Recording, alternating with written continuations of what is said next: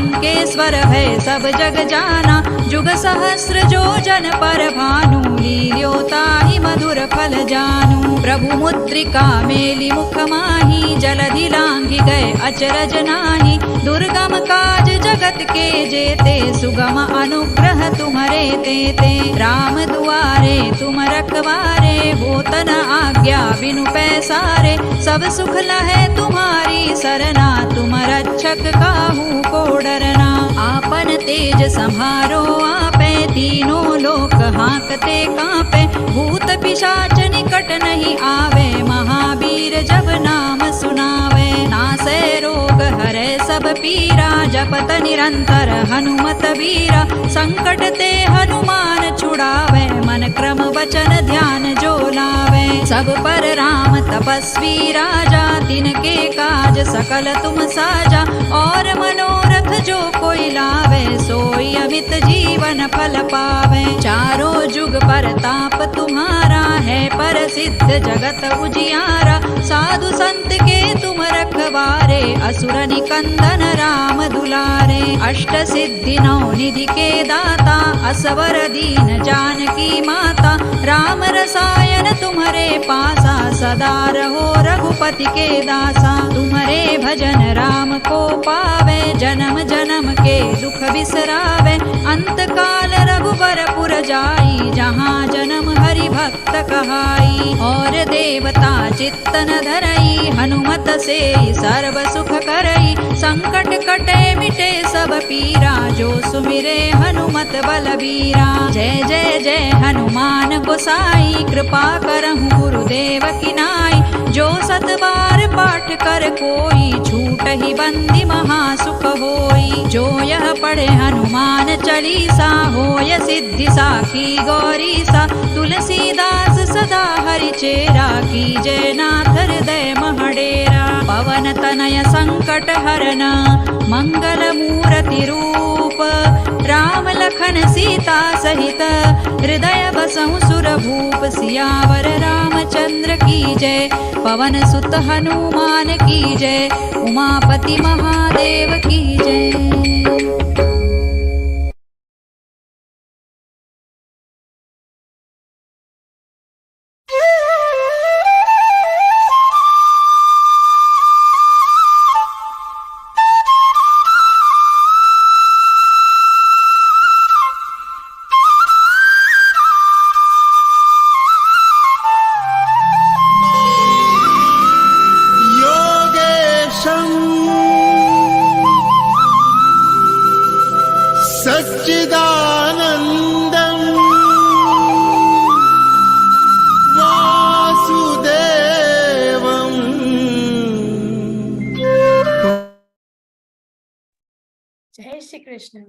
A very warm welcome to all the participants on behalf of Gita Parivar. I, Tanushree Melta, welcome you all on today's interpretation session of the first part of 7th Adhyay Jnana Vijnana Yoga. Today, in this sloka is on shlokas you have learned this week, and it will enlighten you with the deeper meaning of the yoga of Jnana, knowledge of Nirguna Brahma, and Vijnana, knowledge of manifest divinity. Now, it's time for the prayer. Prayer is considered an integral part of the culture and practiced all over the world. Today we have Mani Gaikwadji from Mumbai, Maharashtra. Teacher by profession, joined Gita Parivar in 2021, serving as technical assistant and studied till BSc, B.Ed. Welcome, Didi.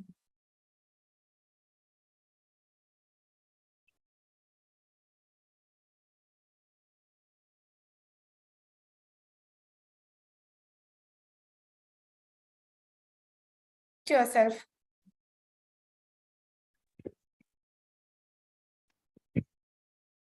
वसुदेवसुतं देवं कंसचाणूरमर्दनं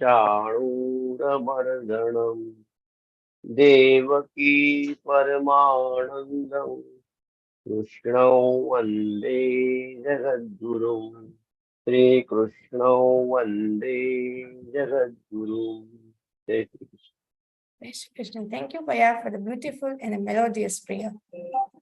Now it's time for the Deep Prajalan. Deep Prajalan is considered to be the integral part of the culture and practice all over the world. Today we have Pratiksha Chandrakar ji from Kolhapur, homemaker, become serving as trainer in L1, L2, L3 and L4. Joined Gita Parivar in January 2021. Welcome.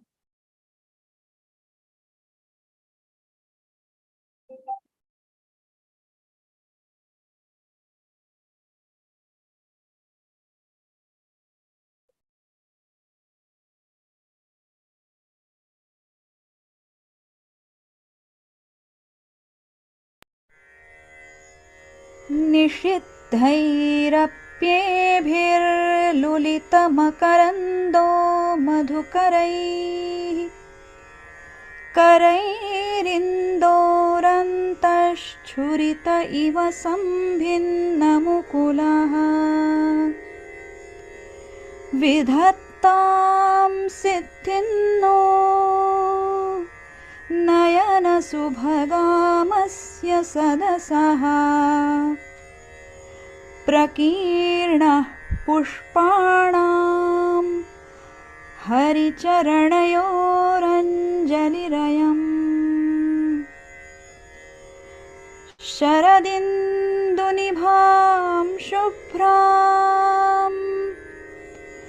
शुभ्रवस्त्रैरलङ्कृतां कलहंसकृतावासां वरदां Sharada नुमः. Thank you, Didi, for the melodious and a divine deep Prajalan. An announcement, daily Parayan session, the station of one Adhyay, followed by 5 times chanting of Hanuman Chalisa for Gita Sadhaks after completion of L4. The session is held daily at 6:30 am. Also, we have decided to recite Sampurna Gita Parayan every Sunday at 7 am. The station of Sattakoti Hanuman Chalisa for their download Ram Pratishtha app. Now, it's time for the most awaited and most anticipated part of today's session. Our distinguished speaker, Vikas Vaidya is a mechanical engineer, master of postgraduate, diploma in business management, and stayed as NRI for 12 years, and now settled in Pune. Also owns a small IT firm. You will be astonished to know that master in languages like Hindi, Marathi, English, Indonesian, Malaysian, and Spanish. Recite all 18 Adhyayas of Gita every day for the last 5 years. Trainer in Gita Parivar from L1 to L4, involved in selection and trainers from L1 to L4. Guiding Gita Vadis to prepare for Shrungeri Peeth Gita exam. Won first prize for Gita Kanthasth exam at Shrungeri Peeth with hands of Param Pujya Jagatgar Shankaracharya Maharaj. It's our honor to welcome you, Vaya.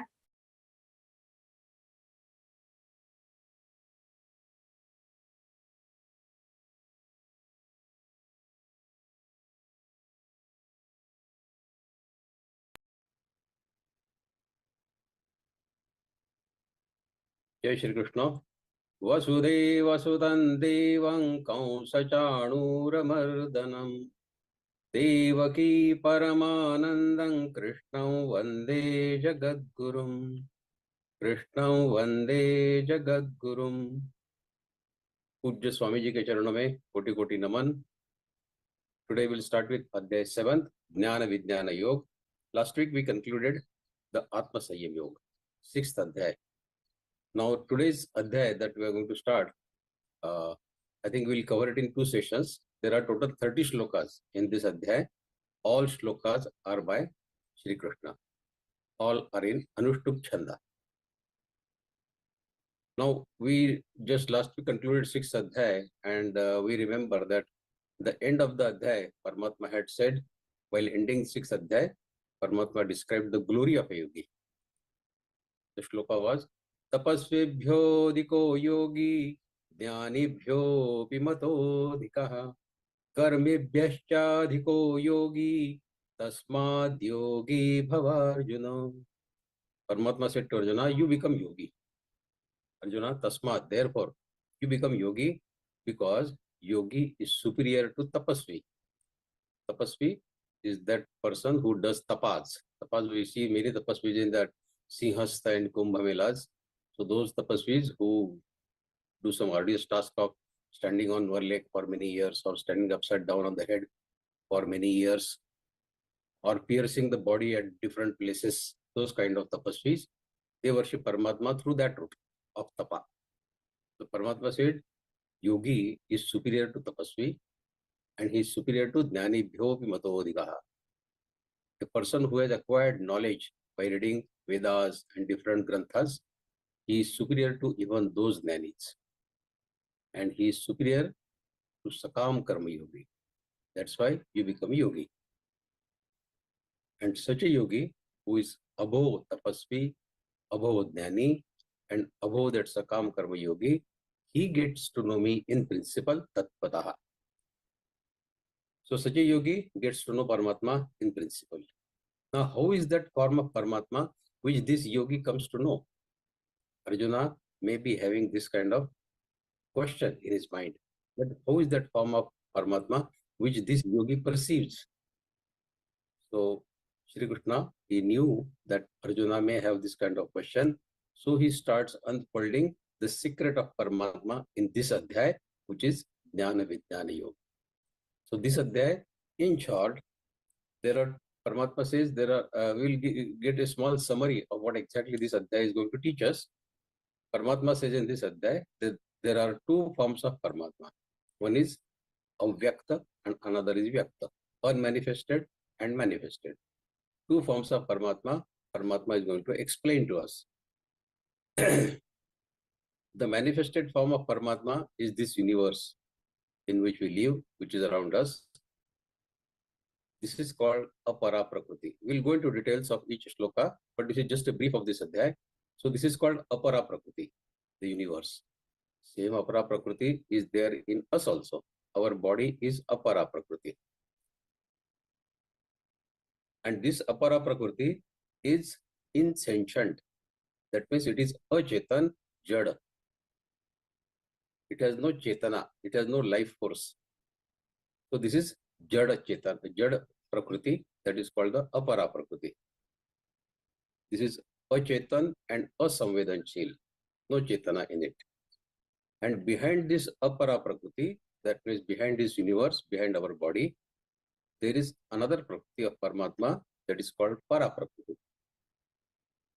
This same thing, and this para prakriti is sentient. That means it is having chetana, it is having samvedana. So those parameters which were absent in apara are very much there in para prakriti.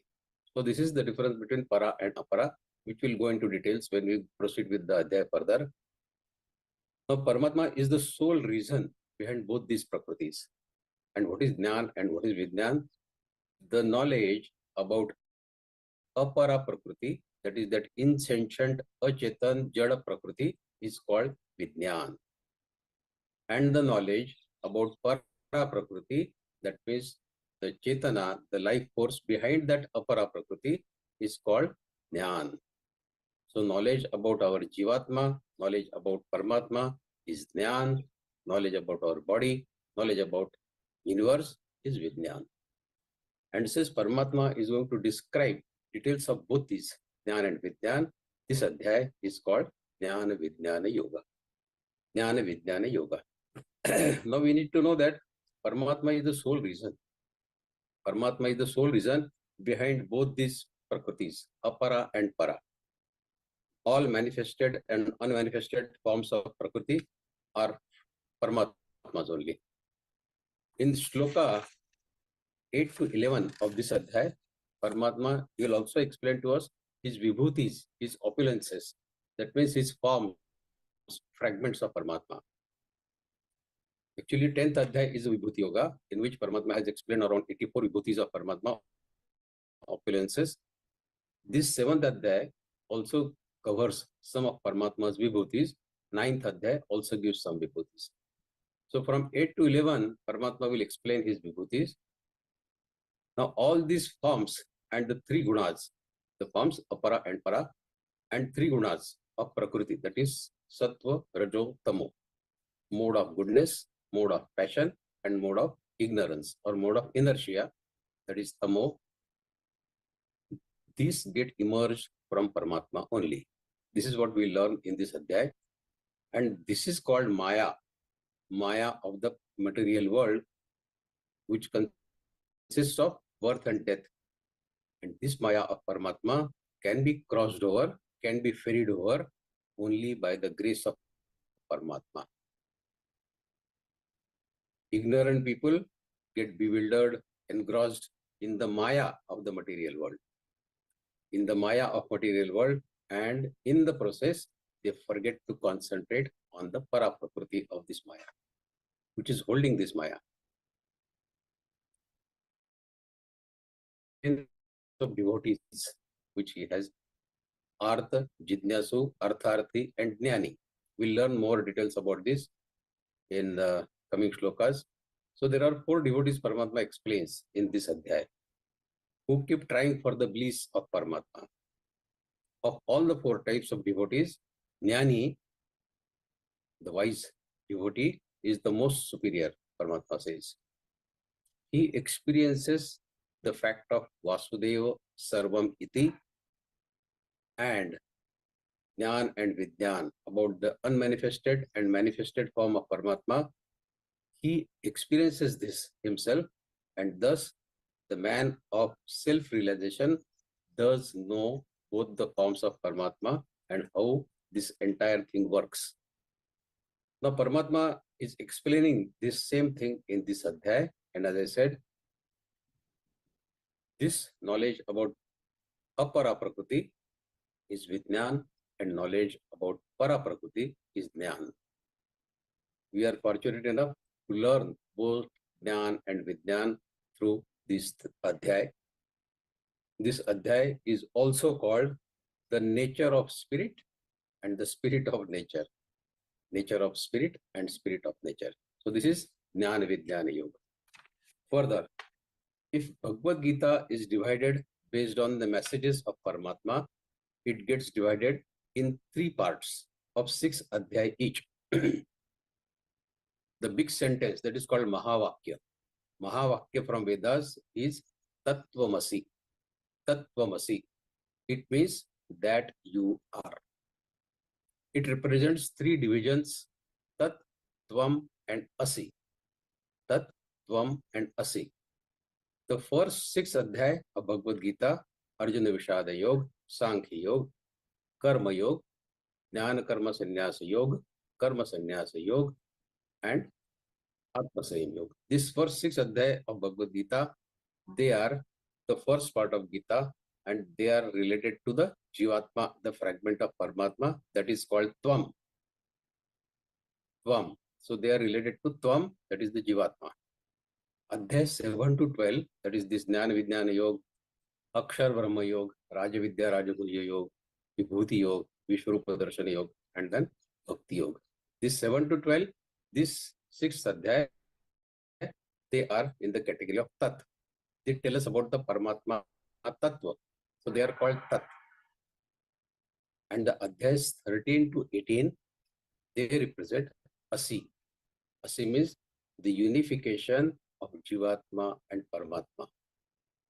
Unification of first 6 adhyay with the adhyay 7 to 12 is achieved in adhyay 13 to 18, and that is called Asi, unification of Jivatma and Paramatma. So the sentence becomes Tattvamasi. In short, Jivatma is Paramatma. That is the message of Bhagavad-Gītā. Jivatma is Paramatma, Tattvamasi. Now, since we completed 6 adhyay last week, we are going to start the next section of Bhagavad-Gītā, that is Tat. That is from this adhyay till 12th adhyay, we are going to learn more and more about Tat. That is that Tattva of Paramatma. From 1st to 6th adhyay, we learned about ourselves. Naine Chindandi Shastrani Nirandhi, all that characteristics of our Jivatma. Now 7 to 12, we'll learn the attributes of Tat, that is of Paramatma. So with this short introduction, we'll start with first shloka of this adhyay. Paramatma says in the first shloka of this adhyay, we'll start with Om Shri Paramatmane Namaha. Śrīmad-Bhagavadgītā अथ सप्तमोऽध्यायः श्रीभगवानुवाच मय्यासक्तमनः पार्थ योगं युञ्जन्मदाश्रयः असंशयं समग्रं मायि यथा ज्ञास्यसि तच्छृणु. मयि, Paramatma says to me, asakta manaha, with mind which is attached to me is asakta manaha. Yogam, this self-realization of yoga, mat ashrayaha, taking shelter under me, asamshaya, without any doubt. Samagram, total, completely. Nyasasi is you can get to know. Tat is that, and shrunu is to hear, to listen. So in short, Paramatma says, Maya saktamana partha yogan yunjan madashraya asamshayam samagram mai yathadhyasya tajno. In short, Paramatma says, he whose mind is attached to me, Maya saktamana, his mind is attached to me alone, has not to think of me, but his mind always remains absorbed in me. He doesn't have to artificially think and bring it to me. Automatically it happens that his mind gets attached to me. He is not in the least attached to the sensual pleasures of this world or to the next world,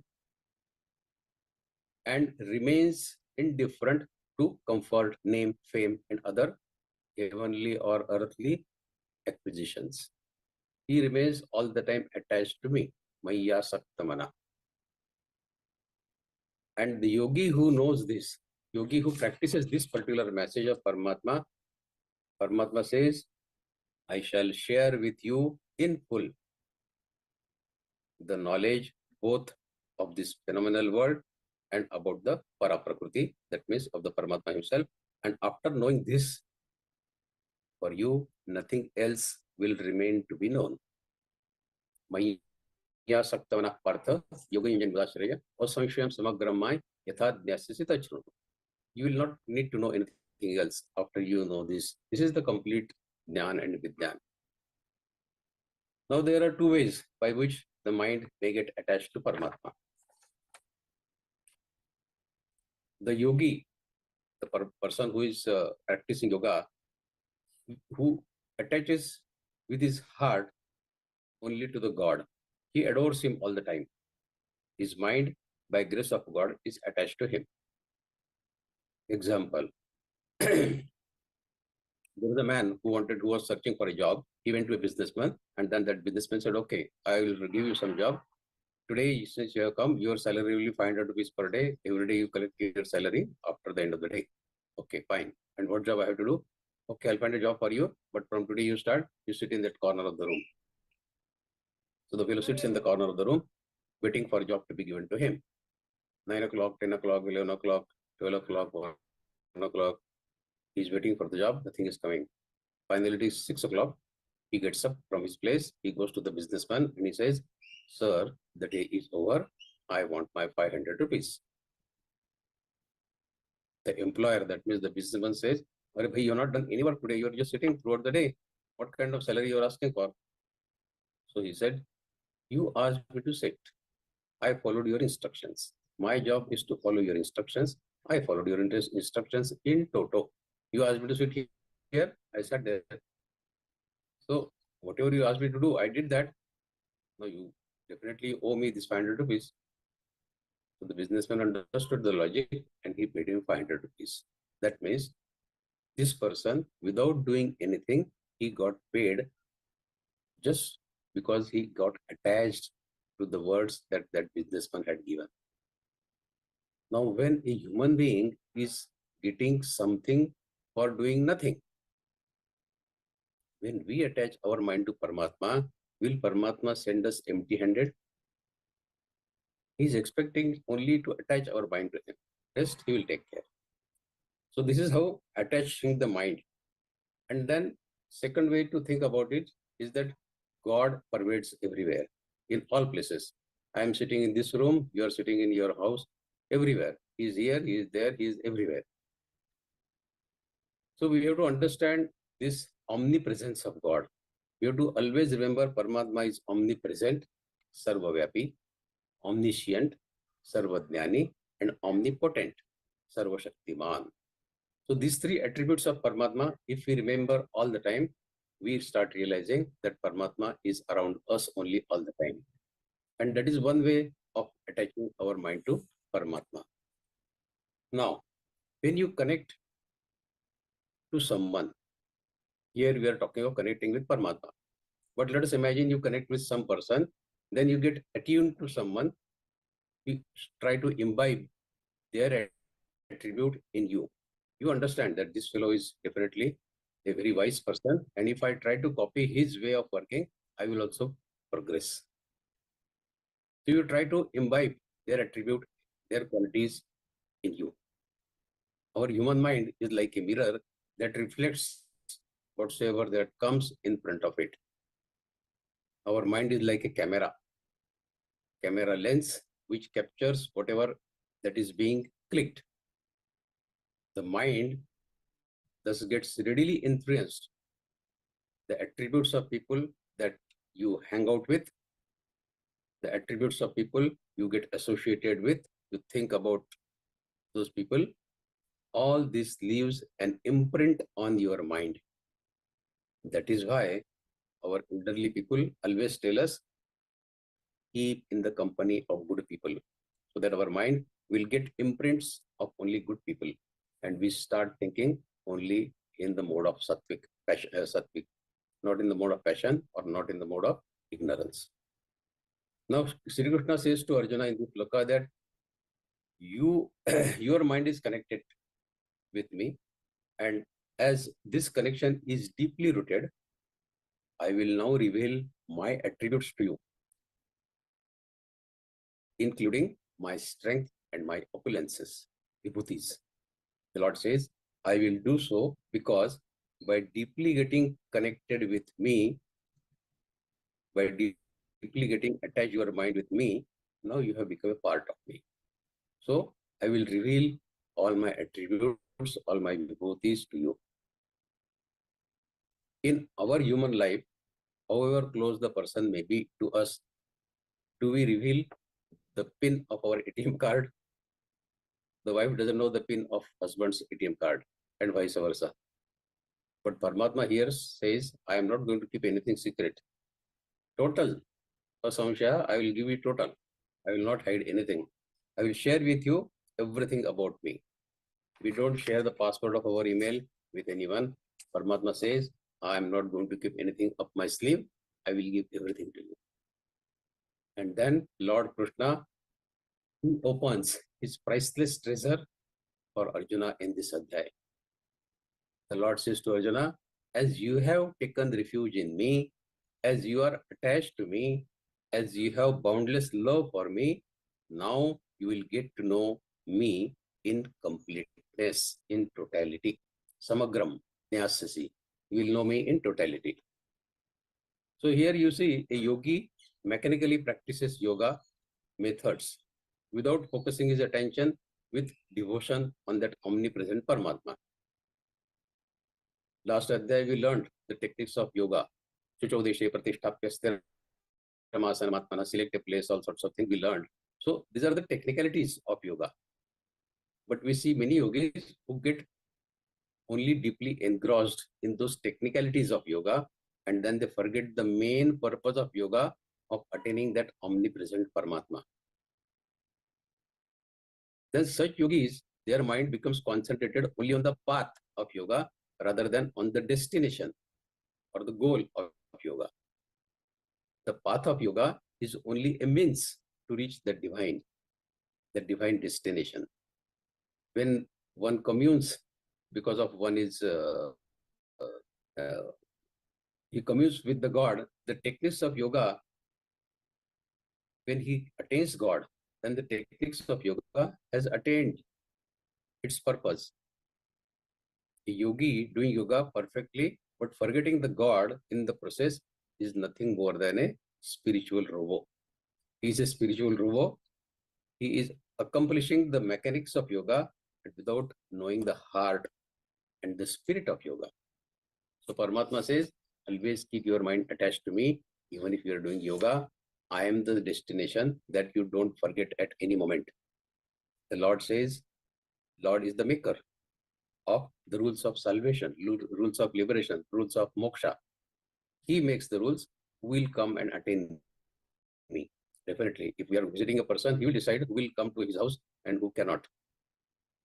So the God is deciding the rules, who can come to me and who cannot. So his law is, it is necessary to follow yoga technique with body, but with both devotion and divine, you should follow the yoga practice to reach that all-knowing Paramatma, Father of all. And remember, that Father is waiting more anxiously for the children than what the children like us are longing for him. He is more strongly awaiting for us. And yoga should be practiced with this full devotion and full commitment and full love for the Paramatma. So doing yoga is not only a mechanical practice, it's a practice which should be done with mind attached to Paramatma. Maya Saktamana. Okay, we go to next sloka. Jnananteham savidyanam idam vakshamya sheshataha yajñatvaneho bhuyo jnatavyamavashishyate.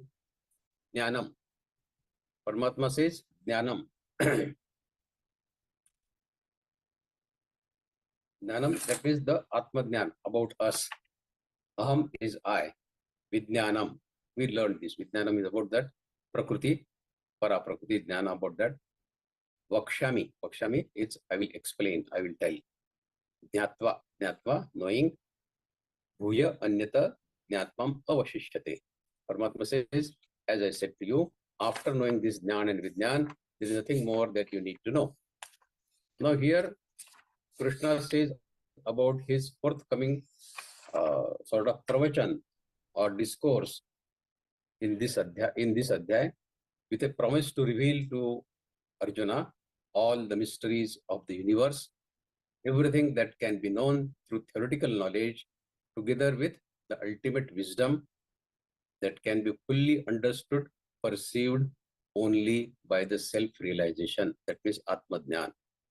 So Paramatma is going to share Jnana and Vijnan both. And after realizing every phase of this cosmic wisdom, that Jnana about universe and Jnana about yourself, that cosmic wisdom, the devotee also becomes omniscient, Sarvajnani, like Paramatma. And once you become Sarvajnani, omniscient, that means nothing further remains to be known for him in the world.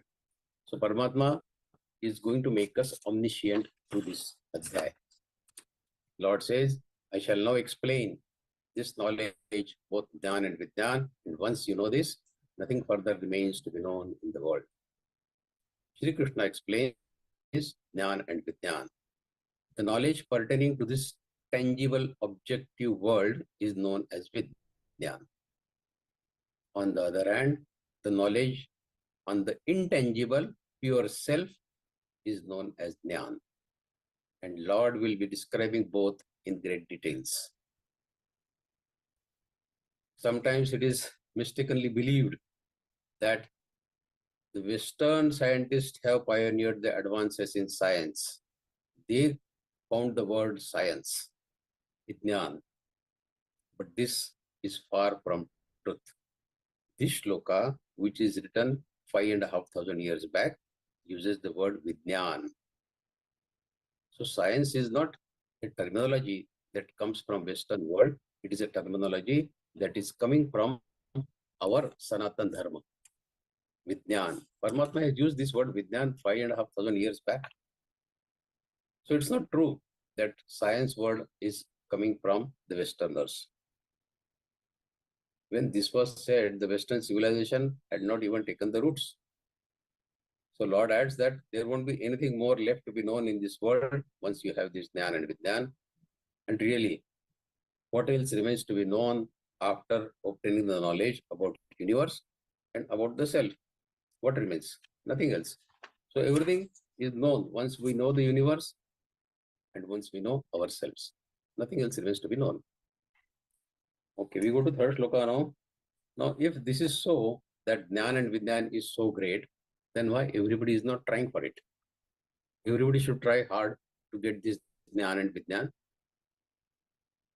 Paramatma is replying to that question in the third shloka. He says, Manushanam sahasreshu kashchid datita siddhaye yatatamapi siddhanam kaschinma vetti tatvatah. Manushanam, of the people, sahasreshu, out of many thousands, kashchit, someone, yatati, who keeps trying, siddhaye, for perfection, for liberation, for moksha, siddhanam, of those who have achieved siddhi, salvation, liberation, vetti, to know, tatvatah, in principle, in reality, in fact. So Paramatma says in this shloka, Manushanam sahasreshu kaschid yatita siddhaye yatadamapi siddhanam kaschinmam vetti tatvatah. In second shloka, Sri Krishna had said the knowledge about Jnana and Vijnana, which I will now explain to you, is complete, and after knowing this, nothing else remains to be known. So the question was, why all people don't try to obtain this knowledge?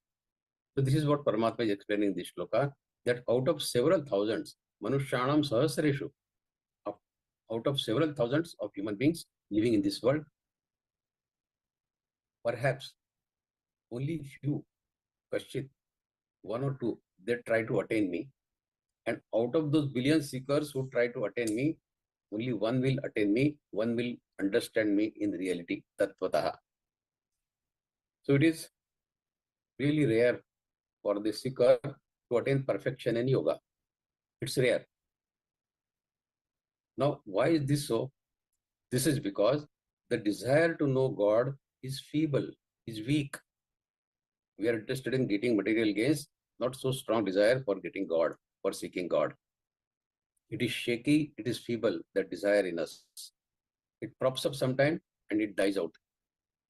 It is not there permanently in our mind to attain Paramatma. In our mind, permanent thing is about material world, and sometimes we think about Paramatma. So, with which your mind desires the material world. All the time we keep desiring about the material world. Countless numbers of thoughts arise in your mind, and among that big crowd of thoughts, a lone thought of knowing God may also pop up occasionally. It comes, not that it doesn't come, it comes occasionally. And even this one thought is neither persistent nor impassionate. It is there, but not such a strong thought. It is feeble, weak. The mind is full of desires pertaining to this material world and seeking pleasures of comfort, name, fame, excitement, and all that. So your senses are so forceful, your desires are so powerful, moreover, they are never ending. I always give an example of kamanas never ending. It is like a tissue box on your dining table. You take out one tissue, that second comes attached to it. You take the second, third comes attached to it. It is a kamana box. Whenever you see the tissue box on the dining table, remember our kamanas. They are like the tissue box, never ending. Last time we had discussed about one story of Ramakrishna Paramahamsa, that he was observing the sky. A big eagle was flying in the sky, going up and up and up and up. Ramakrishna Paramahamsa, he thought he found a way to the Brahma Loka, Swarga Loka. The bird, big bird, went so much high, but within no time it nosedived and it came on the ground. We are sitting few feet away from Ramakrishna Paramahamsa. He saw that he was busy eating a dead rat. So people who go so high, all of them come down. Only one will find the way up to Paramatma. Manushanam sahasreshu. That is Manushanam sahasreshu. So among thousands of people, hardly one strives for perfection, and of those, only one may really know me in essence. That is what Paramatma says. It means that only those persons who do not indulge in sensuous pleasures like eating and drinking and enjoying life, sensual gratification, then only one of those people who doesn't get engaged in this, he may try to achieve me. And out of thousands of people trying to achieve me, only one may finally succeed in achieving me. So in short, remember that God is not to be earned like money. We run after a materialistic world day in and day out, running after money. But the God is not to be earned like money. By His grace, He is already earned, and He has deposited Himself in our soul. Mamai Mamashu Jiva Loke. He is there existing in all the souls. We don't have to earn Him. We don't have to get Him. He is already there, deposited in our mind, our soul. But due to our forgetfulness, we need to rediscover that God. That is the exercise we do through Bhagavad-Gītā. Okay, we go to first sloka now. Bhumirapo nalo vayo kammano buddhirevacha ahankara iti yamme vinna prakritirashtadha. Now here Paramatma gives the details of his apara prakriti. Apara prakriti, that insentient prakriti of Paramatma, which is Jad, which is Achetan. Bhumirapo nalo vayo kammano buddhirevacha ahankara iti yamme vinna prakritirashtadha. Earth, water, fire, air, sky, that means ether, mind, intelligence, and our false ego. Bhumi, up, anal, vayu, kham means sky, mana, buddhi, and ahankar. These 8 constituent make this apara prakriti, Paramatma says. All together, these 8 constitute my separated material energy, that is apara prakriti, which is achetan, insentient. This apara prakriti is also called lower nature or the gross nature.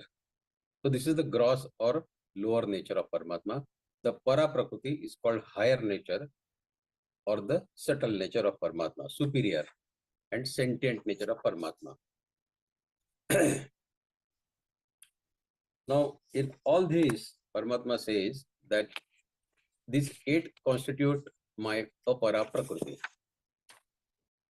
Earth, water, fire, air, space, mind, intellect, and ego. This is the Ashtadha Prakriti, Paramatma says, 8-fold Prakriti of Paramatma, which is Paramatma's Maya. Here, I means not Lord Krishna per se as a person, but means Krishna's supreme Chaitanya, his cosmic presence, not the body physical presence. Now, in all these 8 things, we don't see this I, which we often refer to I, my body, I do this, I am happy, I am sad. Where is this I coming from? This I-ness that we move around all the time is our own creation. We believe that this body to be I, everything related to body is mine. But what is this I? Is there any basis for the existence of this I? Paramatma says, earth, water, fire, air, and space. This Panchamahabhuta, the Lord has already made it clear that they belong to Paramatma. They are a part of Paramatma's apara prakriti. They belong to Paramatma. The ownership of all that is with Paramatma. Now it is these same 5 elements that constitute our body. So how can you say that whatever constitutes your body, when it already is belonging to Paramatma, how can the term I come into picture? When everything that makes this body is owned by Paramatma, then where is this I coming from? The $1 million question is, what is this I? Does it really exist? Or we have created it? It is fictitious. Where does it come from? This I, where does it come from? It is as if this I has been thrown free with the package of our body and mind. Take body, take mind, and take your I also. Now play with this your I. We know our I disappears when we go to deep sleep. No thoughts of my, mine in our deep sleep. So where does this I go in our deep sleep? And as soon as we wake up, this I again props up. It rears its head again. Where is my tea? Where is my breakfast? Where is my newspaper? My, everything comes. My car, my duty, my job, everything my comes again. And in the night comes the deep sleep and I again gets dissolved. So this I is fictitious, fabricated. It is nothing but an illusion. It is not real. Had it been real, it should have been there forever. If one were to take away their body from you, if somebody takes, I take your body from you, will your I still remain without body? Do you exist in absence of I? The Lord says, earth, water, and everything remains with me. It is under me. All these 8 things belong to me. That is why this Ashtadha Prakriti nature is mine. So what is yours in that? What is yours then? Is there anything that you can call mine? This is mine. Everything that you are saying mine is Paramatma saying it is all mine. So what is yours then? Your individual mind is nothing but a minuscule, very, very small fragment of that Paramatma's cosmic mind. And we keep referring to my mind, my intellect, my body, all my.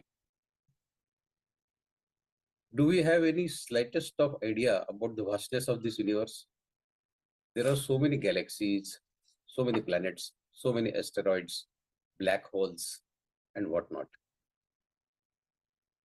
Widen your vision. See outside the narrow world of me, my family, my job, my house, my neighbor, my city. Go beyond that. See outside this narrow vision of yours. And this sweepingly vast universe, all you are concerned with, you are obsessed with, your insignificant and inconsequential I. You know, the farthest star that is located by NASA from Earth is 30 billion light years away from us. 30 billion light years. Light travels 1,76,000 miles per second, multiplied by 60, 1 minute, multiplied by 60, 1 hour, multiplied by 24, 1 day, multiplied by 365, 1 light year, multiplied by another 3,000. That is the distance at which the star exists. I mean, this is the latest they have found. Maybe after a year, they will say, we have found another star, which is again far, far, far away. So this universe, which is existing there, that is also a part of Paramatma's Apara Prakriti. That is also a part of Paramatma's Apara Prakriti. In short, God is the origin of whole creation.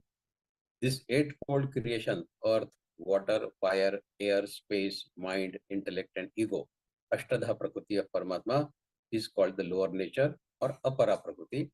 This lower nature is inferior because it has no Chetana in it. So it is inferior, it is insentient, and it is changeful. It keeps changing all the time. Our body keeps changing, this universe keeps changing, everything keeps changing. So it is called the inferior form of Paramatma.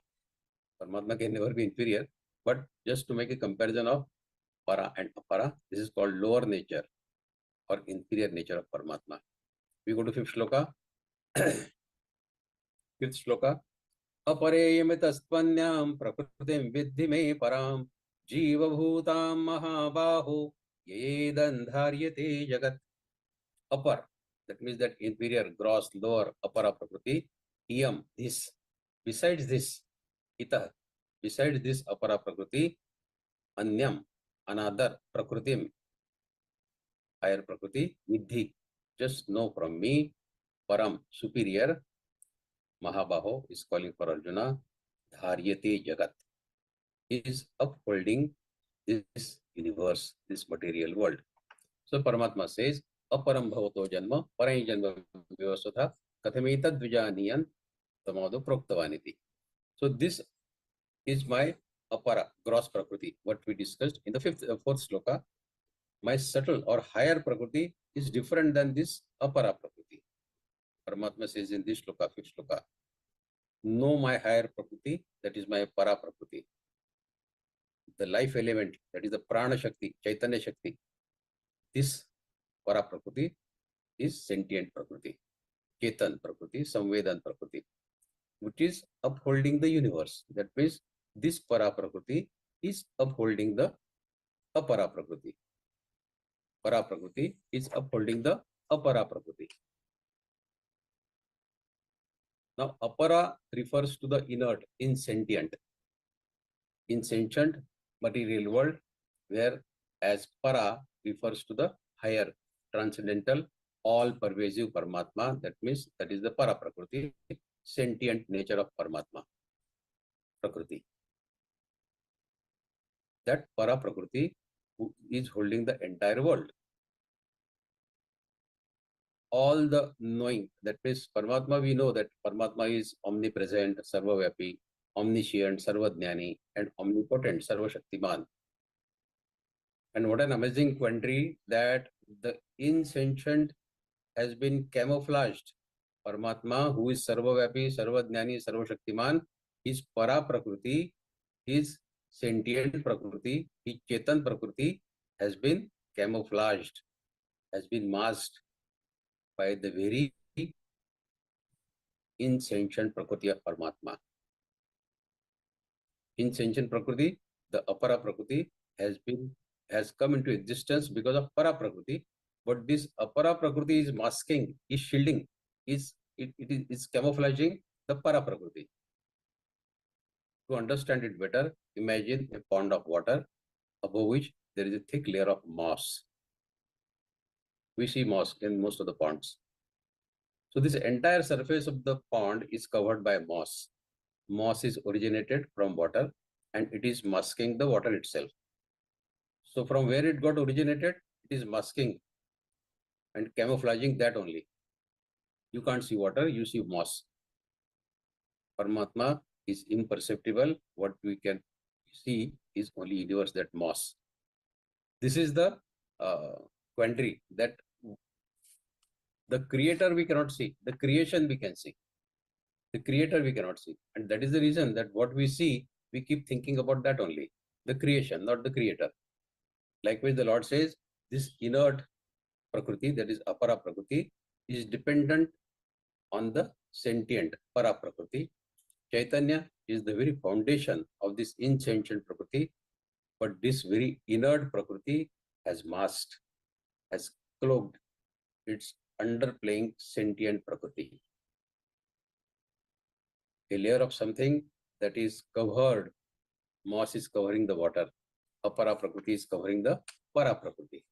So this is how Para and Apara relation goes. Your body is perceptible, but is your mind perceptible? No.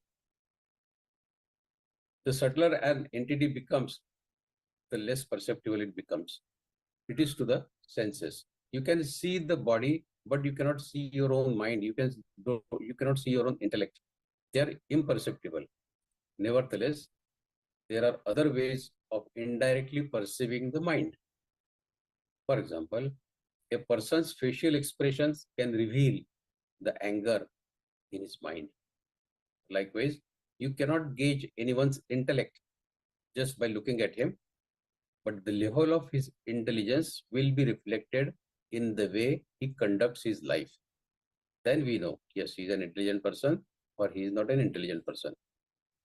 We keep speculating about person's intelligence by the decisions he takes in his life.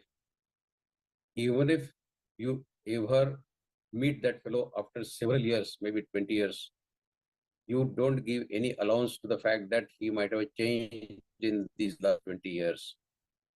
People change, but your opinion don't change about them. You hold on to your presumptions. So never form rigid or inflexible opinion about anyone, as one can never fail, or one can never, you cannot imagine, you cannot tell when a fool will become wise or vice versa. People keep changing like this world keep changing. Your body, as I said, is perceptible, but your mind, intellect is not. Yet, you are never suspicious of their existence. Are we suspicious of the existence of our mind? No. Then why are you skeptical about the existence of that imperceptible God? The Lord says, the Supreme Soul, that is Parabrahma, is upholding the entire world. It is the very foundation, the crux of entire phenomenal world. So, on one side of our ego I, there is the world, that means lower nature, Apara Prakriti, and on the other side of this I, our ego, there is God, the higher nature or the Para Prakriti. And unfortunately, the embodied soul, our Jivatma, instead of accepting his attachment to the God, it accepts his attachment to the lower nature of Prakriti. That means Paramatma's Maya, creation rather than the creator. And it sustains it in that form of the world, which leads him to the bondage of birth and death cycle. Had it been that he changes the side and gets attached to Paramatma, then he gets freed from that bond of cycle of birth and death. But he chooses wrongly and he gets attached to the Maya of Paramatma, the Apara Prakriti. Both sides, on his right and left side, you need to choose which side you belong to. In fact, we belong to Paramatma side because he is there with us. Before our body was given, he is there with us when the body is there, and will continue to remain with us when the body ceases to exist after a few years. But we make a wrong selection and we get attached to this Maya, Apara Prakriti of Paramatma, and then get bondage to this birth and death cycle. In fact, Apara Prakriti has no separate existence at all. In second adhyay, there is a shloka, na sato vidyate bhavo, na bhavo vidyate satah, ubhayor vidrishtontas tvanayostat vadarshiviri. At no time there is any absence of the truth, the real. Truth is eternal, and on the other hand, although the untruth, the unreal appears to exist, it is just an illusion. Paramatma said in the second adhyay. Similarly, this Apara Prakriti is an illusion, is a Maya Paramatma. The real God, we don't, it is not coming in our perception. This Prakriti, Apara Prakriti, is changing, deteriorating every moment. The untruth has no existence. Prakriti has no existence because it is changing, deteriorating every moment. Whereas the truth will always prevail.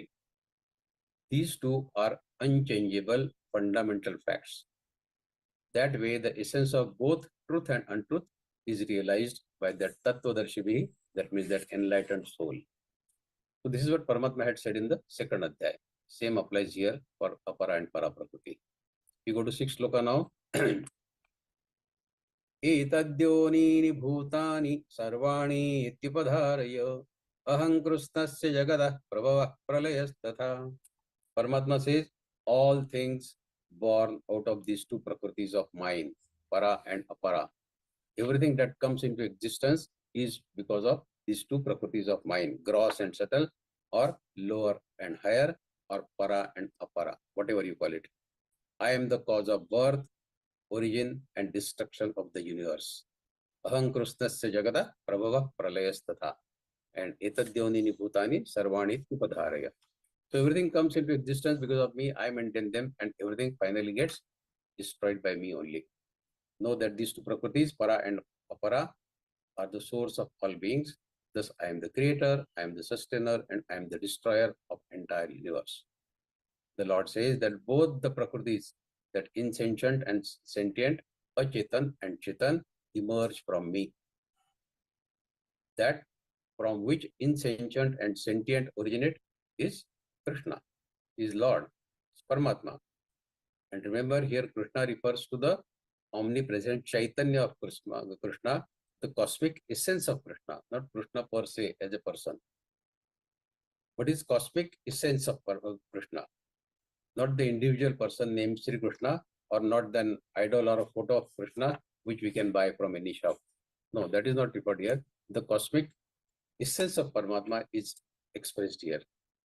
We read in newspapers, funny things, that an ancient idol of Krishna has been stolen from the temple. The newspaper headline says, God stolen from the temple. Funny. Further, the people demand police protection for the temple, for the God. This is very hilarious. Does the God protect you, or you protect the God? Isn't it? When you are providing protection to God, you are protecting God, or God is protecting you? How can God, who needs your protection, can protect you? Is it possible? That is why Lord keeps saying, the one who knows my real essence, not my idol or not my photo, but my real essence, my real nature. Why do we keep an idol of Krishna at home or in the temple? The idol of Krishna is not Krishna. but it does remind of Krishna, and the remembering of Krishna reminds us of the teachings that he has given, he has imparted to us in Bhagavad Gita.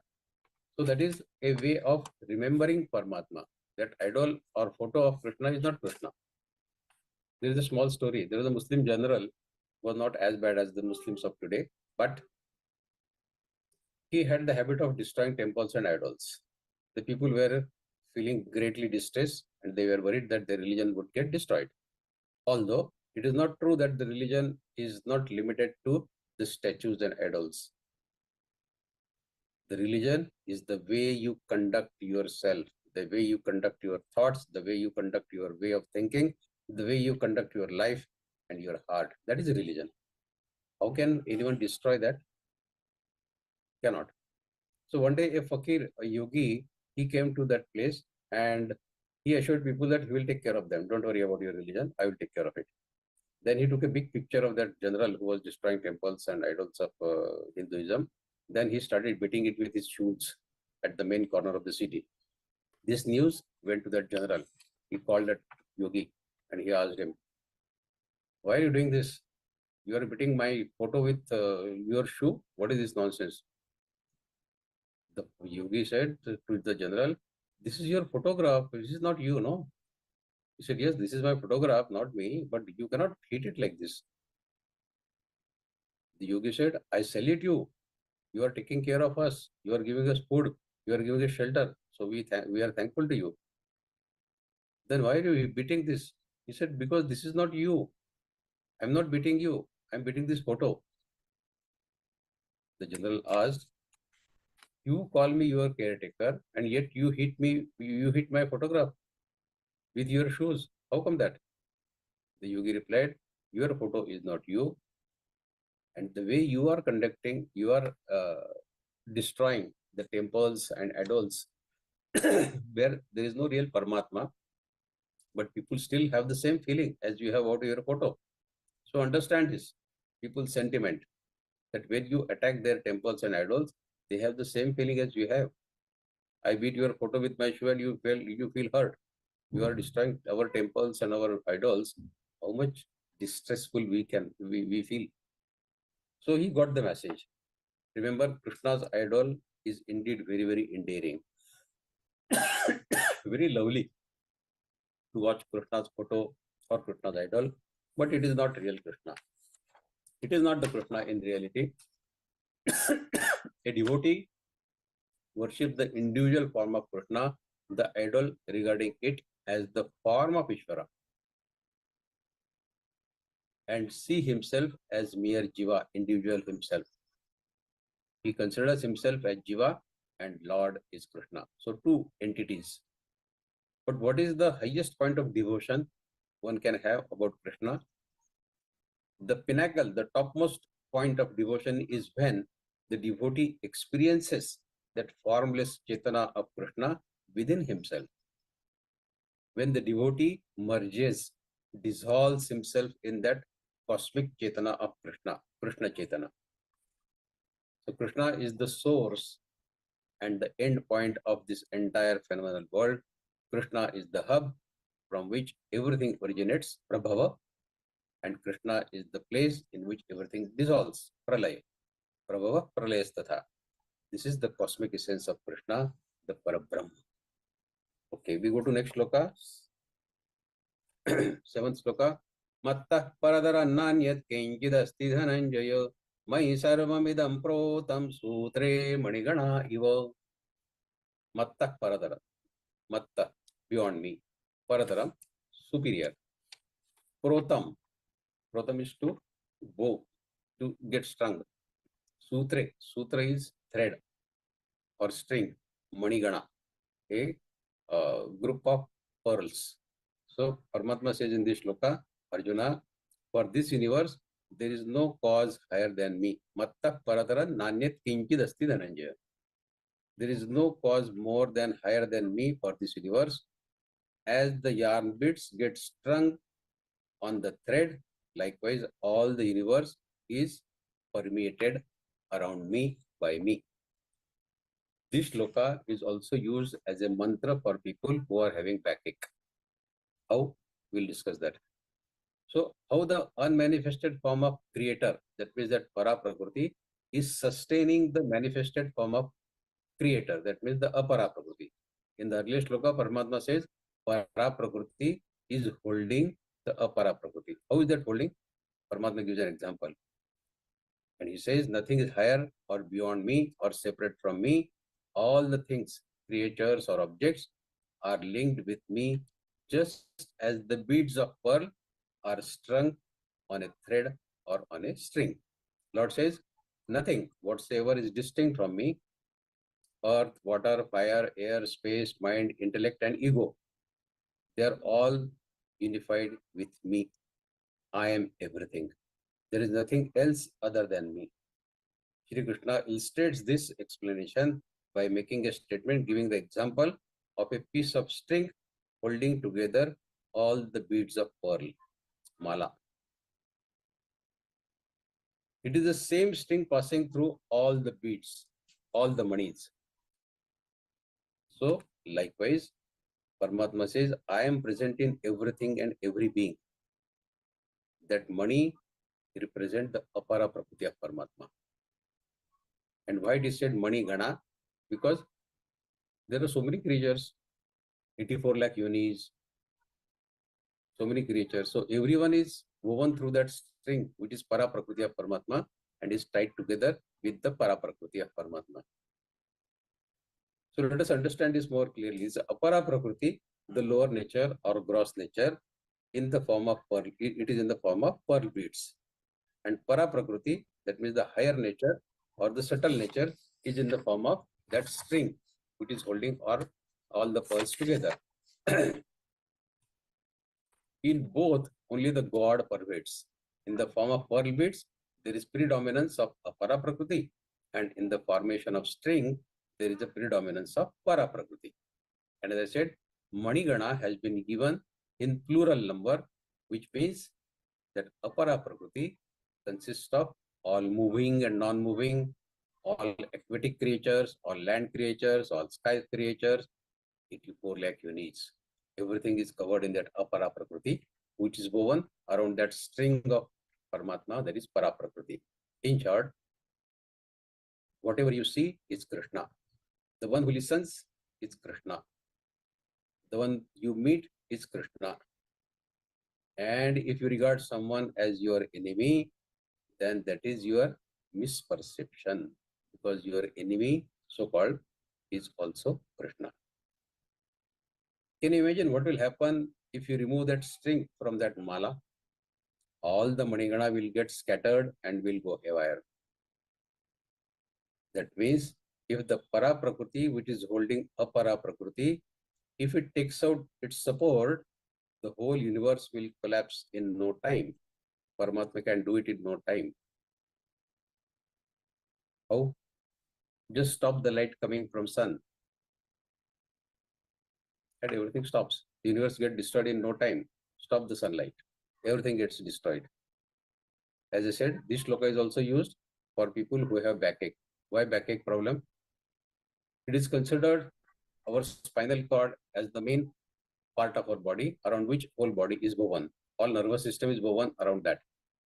So we imagine while chanting this shloka that in spinal cord, Paramatma is present, and our apara prakriti is woven, our body is woven around that para prakriti, which is Paramatma Swarup, which is a form of Paramatma. So imagining Paramatma as spinal cord and our body as apara prakriti, chanting this shloka helps people in curing their backache. That is what people say. Okay, we go to the next shloka now. 8th shloka. Prasohamapsuk kaunteya prabhasmi shashi suryayoh pranavas sarva vedeshu shabdakhe paurushandrushu. Rasa means the taste. Aham, I. Apsu means in the water. Asmi, I am. Shashi suryayoh. Shashi, Chandrama, moon, and Surya, of course, the sun god. Pranava is the 3-letter word, that is Onkar, Uma, Onkar. Brahma, Vishnu, Mahesh, Onkar. Vedeshu, all Vedas. Shabda, the sound, vibration. Khe means ether, the sky. Paurusham is the ability, Purushartha, Nrushu is the main. So this shloka says, O son of Kunti, Arjuna, I am Kaunteya. Arjuna, I am the sweetness of the water. Raso hamapsu. I am the sweetness, the taste of water. I am the light in the sun and the moon. Prabhasmi shashi surya yoho. Pranavasaro vedeshu. I am the syllable Om in all the Vedas. And I am the sound in the sky, and I am the virality, the Purushartha in the men. Now, every conceivable entity is none other than the Krishna, none other than Lord. So, where do you figure in all this? Paramatma says, I am the sweetness of water, I am the light in the sun, in the moon, I am Om, I am the sound, I am the Purushartha of men. Everything says, Paramatma says, I am that. Then where is this I? When you chant Om, the sound is Lord. The mind that chants Om is also formed as a part of Ashtadha Prakriti of Paramatma. The sound in the space, the light in the sun, the moon, the virility in men, everything Paramatma says, that is me. I am everything. This is the cosmic essence of Krishna which says this. When this cosmic essence has been attained, then only the man will see or experience the God in water, in sun, in moon. We need to attain this cosmic essence of Paramatma, then only we'll understand the real meaning of this shloka. Raso hamapsu kaunteya prabhas pisheshu suryayo. How does it happen? We can experience it when we attain that cosmic essence of Krishna. Therefore, the man rises above his ego and accepts himself as a non-doer. Kartruva Bhiman is to be relinquished, is to be given away with. How it can be done? By performing nishkam karma, doing karma without expecting the return and reward, and doing some kind of sadhana to attain that Krishna consciousness or the cosmic essence of Krishna. Then only we can understand this presence of Paramatma all around us. Lord further says, I am the Om of Vedas. Om.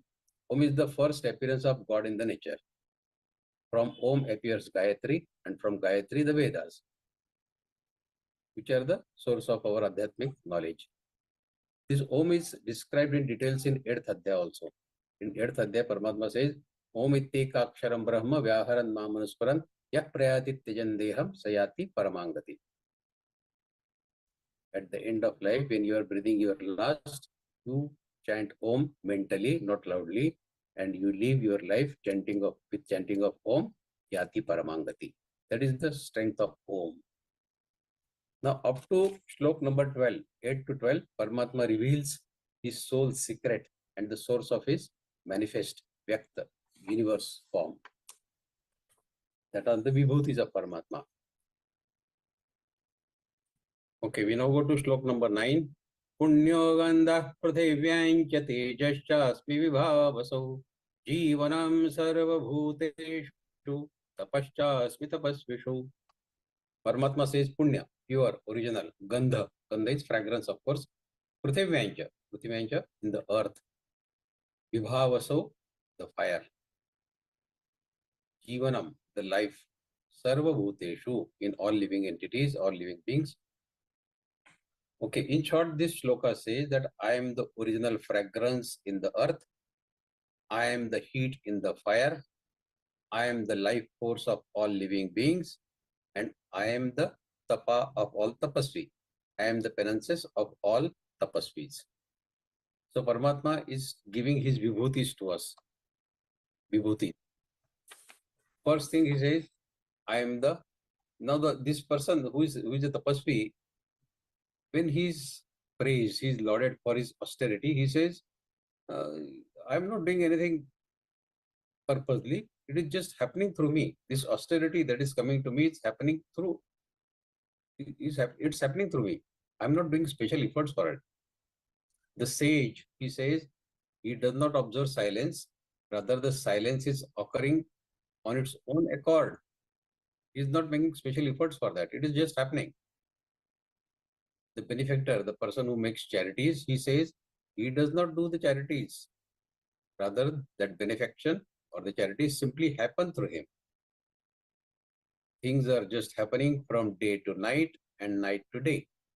Thus, Paramatma expects, don't bring your I into anything, that I am doing this. Things are happening on their own way. The Lord says, the sweet fragrance emanating from the earth is me. Now, people living in the concrete jungles may have lost the touch with nature. But after a hot summer, when the first few drops of rain fall on the hot and dry earth, the fragrance coming out of earth is just incomparable. Krishna says, I am that pleasant fragrance emanating from the earth. Further, Krishna says, I am the life force present in all living beings. What happens when the life force leaves our body? The body becomes achetan, lifeless, dead. Krishna says, I am that Chaitana, the life force in your body of all living beings. There is a small story. There was a shopkeeper, typical Marwadi type, who was well built, very hefty, grocery shop owner. Doctor told him, take a regular walk and try to reduce your weight. You are more than 100 kgs. This is not correct. Try to reduce your weight, otherwise you will have serious health consequences. He was living on the third floor of an apartment of a building. Every morning, he would climb down all the staircases and he will take a walk for 2-3 kilometers and he will go back, climb the staircase and go to his house on the third apartment, on the third floor. This was happening for many days. One day, this person, hefty, bulky, he climbed down from his apartment. He took a walk, started taking a walk, walked barely 200 meters and he fell down on the road. People rushed to help him. They thought he has got a heart attack, and that was true. He got a heart attack. So people vigorously rubbed his chest to revive him, but everything failed, and the poor fellow died because of heart attack. Now, that person was well known in that area because of his bulky body as well as because he was the owner of a shop. So people know the shop owners normally in that area. So someone brought a big van. With great efforts, they put his body in that van and brought it to the building. But how to take that body from ground floor to for third floor? It was a Herculean task for them. So 15-20 people, by constantly changing the hands and gasping for breath on almost every step, they managed to take his body on the third floor to his house. On the way, many of them probably thought they are going to get heart attack or what. It was so heavy. You know, when people leave their weight on you, you find it very difficult to hold them. Many of you might have experienced this. So this person who was climbing down the staircase, taking walk, again climbing up, taking shower, going back again to his shop, again in the evening climbing the staircase, going to his house, everything was happening. And then people find it so difficult to lift his body and taking up. So all these years, who was taking his body up and down and making it moving here and there? The life force in him. And Paramatma says, I am that life force. When the life force goes, the body becomes dead. I am the life force in all beings. That is a revelation Paramatma makes. God makes our body to move from here and there. Without God, we are just a dead body. The invisible omnipresence of that omnipotent, omniscient Paramatma is explained. Paramatma says, Punyavanda Prathibhyancha Tejashasmi Bhavaso Jivanam Sarvabhuteshu Tapaschasmi Tapasvishu. So these shlokas tell that every aspect of life that is attached to us is Paramatma. Nothing but Paramatma. You know, we have a Jataragni in our body. Jataragni, Ayurvedic people know it, that it makes us hungry and it also helps us in digestion of the food. Krishna says, I am Agni. So we eat, we digest, we move around because of Krishna, because of Paramatma. Then where is this I? The air we breathe, Paramatma says, I am the air. The water we drink, Paramatma says, I am water. So it is Paramatma. We become hungry due to our Jataragni, which is again Paramatma. We digest the food, again because of Jataragni, which Paramatma says, I am that Agni. The life force in us Paramatma says, I am your life force. Then where is this I? I is fictitious. It is the Maya which is making a big fool of all of us by instilling that feeling of I in us. It is just to get you lost in his Maya, making you more difficult to attain him. He is taking a test of us. If you get entangled in our I and then get entangled, entrenched in his Maya, that is what he is wanting. How clever you are to cross over that Maya. Paramatma will give us some tips how we can cross over that Maya. But the one who is hidden behind this Maya, we don't know him. We know only his Maya. Like we know the moss, we don't know the water behind that, below that moss. We know the creation, we don't know the creator. So that is what Paramatma says. We go to quickly to the 10th shloka now. Bijamam sarva bhutanam vidhi partha sanatanam buddhira buddhimatamasmi tejas tejasvinamaham. Bijam is the seed. Paramatma said, I am the seed. Know me as the eternal, Sanatan, seed of all living beings. Everything comes from me, so I am the eternal seed of every living being. I am the intelligence of intelligent, Buddhir Buddhimatamasmi, and Tejas Tejasvinamaham. I am the splendor or the glory of the glorious and the prowess of the powerful. So again, Paramatma is saying what all things he eats. Shri Krishna says, I am the seed, the primordial seed of all things and all beings. You plant a seed in the ground and it grows into a tree. Suppose mango, you eat mango and put that mango seed in your garden. The sapling comes, which takes the shape of a tree later on. Can you see the seed when it grows into a tree? Where is that seed gone? From where it originated, where is that seed gone? You see the tree, you don't see the seed.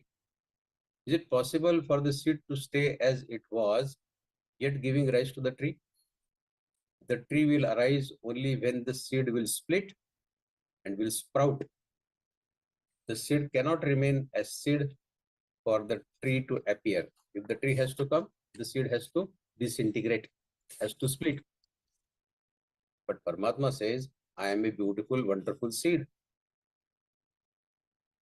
When the tree that comes out of that seed, when it bears the fruits, each fruit again bears the multitude of seeds. This is indeed a very incredible Maya of Paramatma. The Lord says, I am the seed from which this entire world is originating. Moreover, all the seeds that will be born by that fruit of this world is also me. I am the eternal cause. I am the creation. I am the creator and I am the creation also.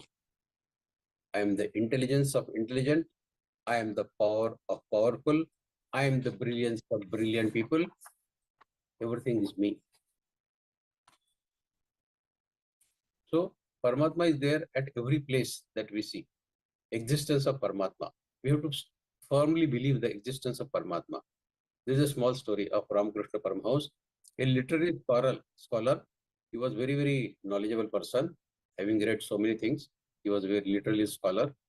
He gave a challenge to Ramakrishna Paramahamsa, saying that I will come for a debate with you and I will prove it to you. There is no proof of existence of God. With my arguments, I will prove it to you. Are you ready for a debate? Now Ramakrishna Paramahamsa's disciples, they said, this fellow is a very great scholar. Let us not enter into debate with him. Our guru will get lost, definitely in the debate. So they advised Ramakrishna Paramahamsa, keep away from that person. But Ramakrishna Paramahamsa says, no. He has on him, himself, he has wanted to come here. So let him come. Let him debate with me. The fellow came one day and he started giving very strong logic argument, trying to prove that there is no proof of existence of God.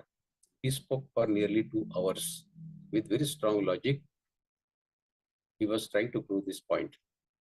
In between, Ramakrishna Paramahamsa, with every strong argument that scholar would make, Ramakrishna Paramahamsa will laugh loudly, joyously. So this kind of reaction was unexpected by that scholar. At the end of 2 hours lecture that he gave, he asked Ramakrishna Paramahamsa, Have you understood what I have spoken for 2 hours? You were laughing in between. Have you understood the point? Now, all this that I have given with my sound logic, what you have to say about existence of God you have been talking about. Ramakrishna Paramahamsa said, after listening to you, first he stood up. Ramakrishna Paramahamsa, he stood up. He very lovingly embraced that scholar. And then he said, thank you so very much. I profusely thank you for having come here and given me this talk. He said, whatever minutest doubt in some corner of my mind would have been there about existence of God, you have helped me to remove that minutest doubt also. Now I am a firm believer that God does exist. Whatever intelligence you have displayed in last 2 hours, amazing. This cannot be a human being.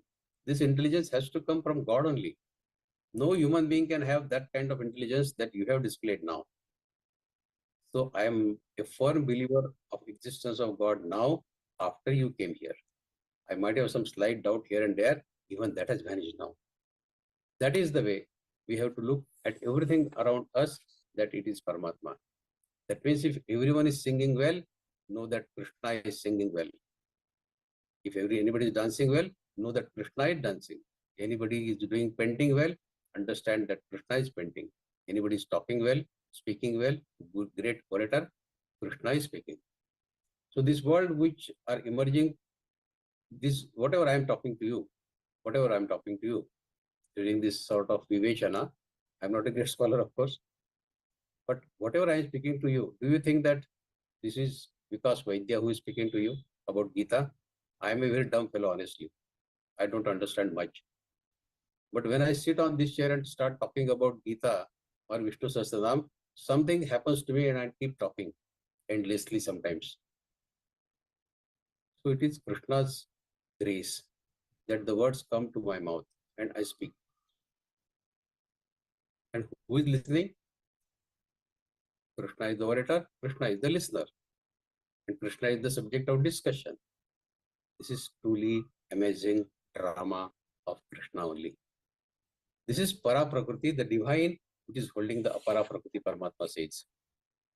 Your I does not exist, does not figure out in this scheme of things. Anywhere does it exist? Can you point out where is I? Your I is nothing but fictitious imaginary entity. All the basic purpose of all spiritual practices that we follow is to destroy this false I.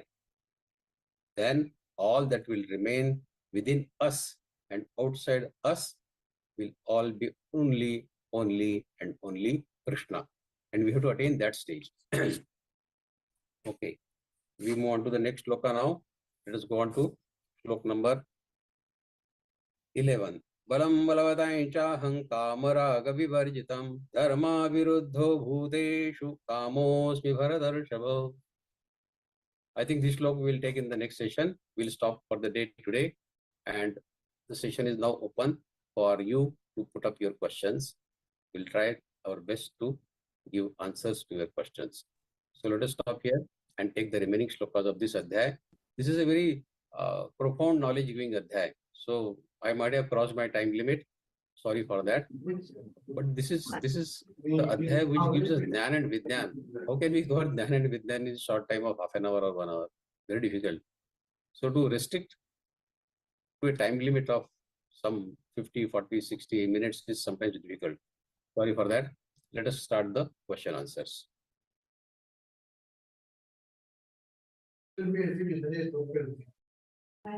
Thanks a lot, Paya, for making us understand the deeper meaning of 7th chapter. Now it's time for the Q&A session. Please, everyone, raise your hand and wait for a chance to come.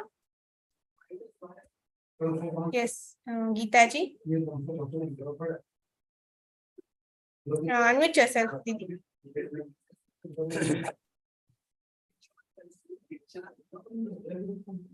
Yes, Geeta ji. नमस्कार भैया जी, मुझे पूछना था कि जो आपने विज्ञान के बारे में बताया जी,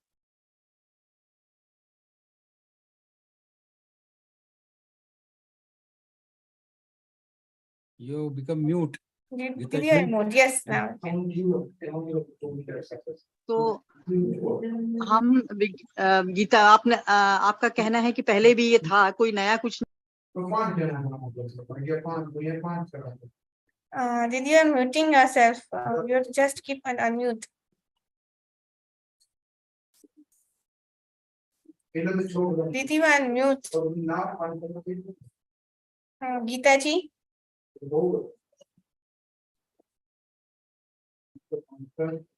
हाँ, ठीक है, अभी ठीक है। हाँ जी, अभी ठीक है। तो आजकल जैसे हम विज्ञान के बारे में जानना तक तो ठीक है जी, पर हम उसमें प्रकृति के साथ इंटरफेयर कर रहे हैं, तो क्या इसका भी कोई प्रमाण गीता में है? क्या ये उचित है या अनुचित है? जैसे जेनेटिक इंजीनियरिंग है या जो कुछ भी है, ये मुझे ऐसा लगता है कि ये मतलब इंटरफेयर कर रहे हैं विज्ञान में हम प्रकृति के साथ। See, definitely, Gita always expects us to be with the nature, not disturb the nature. If we play with the nature, nature will teach such a lesson. What is happening in Uttarakhand, Uttaranchal, a lot of houses are collapsing. We see horrifying clips on the TV. Yes. People have dug out the entire mountain and built houses on the mountain. Yes, sir. Water comes down, it takes the houses along with it. So you are disturbing the balance of nature, and then nature has no other way to teach you a lesson than to destroy whatever you have created by your own. Yes. Is there any evidence in Gita that it was earlier also, because Vigyan was there? So at that time, was it also there, the interference or whatever? See, against nature, it is the human being tendency to always fight with the nature. Human being since inception has been fighting against the nature, and it is a human tendency to keep expanding, expansionist. Otherwise, why would people go and start living on the mountain? Because the place here is not enough now. They don't find any other place to live. So they go and play with the nature, and then they have to take the punishment for that. Now, there are shlokas in Gita's. Probably in next session, I can enumerate those shlokas about the nature, how to respect nature. But Gita definitely teaches us to be with the nature and not go against the nature. Because you see, this Prakriti, as we discussed in this Adhyaya, in this session also, whether it is Para Prakriti or Apara Prakriti, both are Paramatma's forms. One is the manifested form, another is unmanifested form. If you are directly disturbing Paramatma's routine, Paramatma's cycle, do you expect you will go scot-free? We'll have to pay the price for that. We are disturbing Paramatma's Apara Prakriti. Apara Prakriti is also God, no? It is the creation of Paramatma only. Yes. Creator and creation, both are Paramatma only. So we are disturbing Paramatma's creation. How Paramatma will accept it so easily? So we have to face all these tsunamis and volcanoes and earthquakes. Why are all this happening? Yes. Because we are going against the nature. But is there God's will playing with those people who are doing it, or they are able to do it? No. When you learn the third Adhyaya, you will know that God has no will. God doesn't give punishment. God doesn't give award. It is all our karmas which give us punishment or awards. Paramatma says, I am not involved. I don't create your karmas. I don't give you karma phalas. You are creating your own karmas. You are creating your own karma phalas. I am not involved. So it is we who are writing our own future by doing karmas. If we do sattvic karmas, we are writing a bright future for us. If we are doing bad karmas, rajasi or tamasi karmas, we are writing a bad future for us. So we are the creator of ourselves. Paramatma is not involved in this. He has given us the freedom to think. Whatever you want to think, you are free to think. He has given us the freedom to do the karmas. Whatever you want to do karma, you are free to do karma. Thinking and doing action, karmas, you have the full freedom. If you misuse it, you have to pay the price. If you make a good use of it, you will get rewarded. You can come and meet me also. That is the topmost reward we can expect from Paramatma. If we keep on doing good sattvic karma, Paramatma is even prepared to take us in him. We can enter into Paramatma. That is the best award we can expect of a human being. And that is what is expected from us, that we finally attain Paramatma. But normally what we do is we keep playing only with this. And then we get the punishment from Paramatma. So apara and para, both are Paramatma's type forms of Paramatma. We need to respect both. You cannot appreciate the painter and abuse the painting. Yes. Painter is very good, but painting is very bad. I should run away from painting. I should run away from this samsar. This jagat is very horrible. I don't want to live in this samsar. This is not correct. Both are Paramatma's form. You need to love both.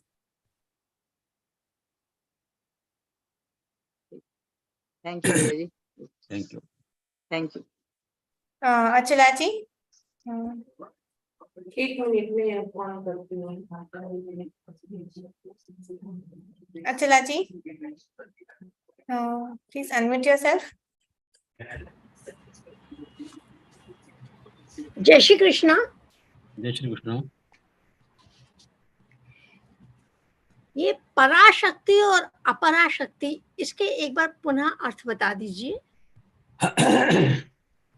अपरा शक्ति वो होती है, अपरा प्रकृति वो होती है जिसमें हमेशा कुछ ना कुछ विकार निर्माण होते रहते हैं, जिनमें हमेशा कुछ ना कुछ बदलाव होते रहते हैं, जिनमें हमेशा कुछ ना कुछ गुण क्रिएट होते रहते हैं और बदलते रहते हैं।